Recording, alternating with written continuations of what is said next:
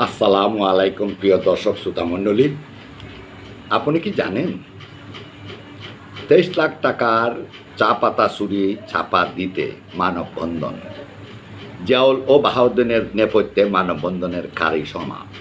National tea কোম্পানিতে একেবারে প্রকাশ্যে 23 লাখ টাকার চা পাতা ঘাটতির মামলা হয়েও কিভাবে সেই ঘাটতির দায়দানা মুছে ফেলা হলো, আর সেই অভিযুক্ত ব্যক্তি আজ আবার চা বাগানে ম্যানেজার পদে ফিরলেন। এমডি জিয়াউল আহসানের বিশেষ উৎসাহে এই ভিডিওতে আমরা তুলে ধরব দুর্নীতি কীভাবে শিকড় গেড়ে বসেছে আর কে কাকে রক্ষা করছে।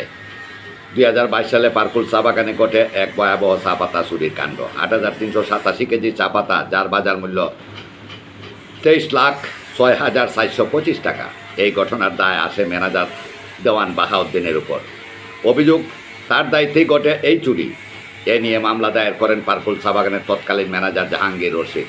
তদন্ত মামলা ও পুলিশ প্রতিবেদন শুরুতে এনটিসির আভ্যন্তরীণ তদন্ত এবং 3 পরিচালকের যৌথ প্রতিবেদনেও দোষী সাব্যস্ত হন বাহাউদ্দিন, ফলে চাকরি চলে যায়। কিন্তু পুলিশের ভূমিকায় উঠে আসে বড় প্রশ্ন। তদন্ত কর্মকর্তা কখনোই ঘটনাস্থলে যাননি, বরং থানায় বসেই চূড়ান্ত রিপোর্ট তৈরি করে আদালতে জমা দেন। অবশেষে মামলা এক প্রকার চাপা পড়ে যায়।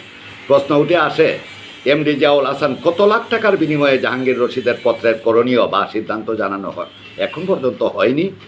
বাহাউদ্দিনকে মামলা থেকে বাঁচিয়ে দিলেন এমডি জিয়াউল হাসান। সেই বাহাউদ্দিনকে পুনরায় তেলিয়াপাড়া চা বাগানে ম্যানেজার হিসেবে নিয়োগ দেওয়া হয়। এই নিয়োগে এমডি জিয়াউল হাসান ছিলেন অতি উৎসাহী। ডিপটি ম্যানেজার না হয়েও উনি ডাইরেক্ট ম্যানেজার। 1 জুলাই তিনি নিজে গিয়ে বাহাউদ্দিনকে নতুন দায়িত্ব বুঝিয়ে দেন। প্রশ্ন উঠে, কেন এত আগ্রহ পুনরায় কোম্পানির ওষুধ সরবরাহের পার্টনার করে নিতে? এর পেছনে কি কোনো বোঝাপড়া নাকি কোনো চাপে পড়েই এমন সিদ্ধান্ত?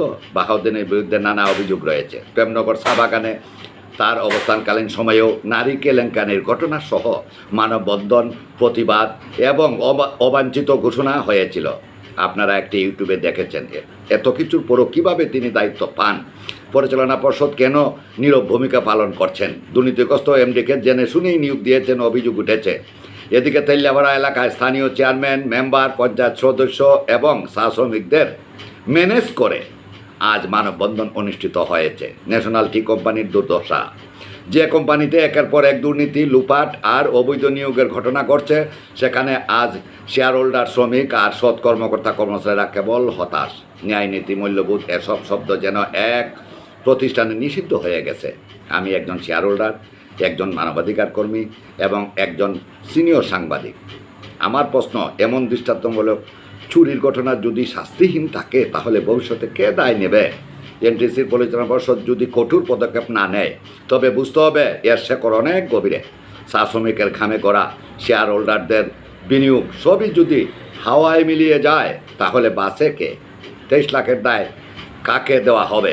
দায়িত্বে থাকলে জবাবদিহিতাও থাকতে হয়।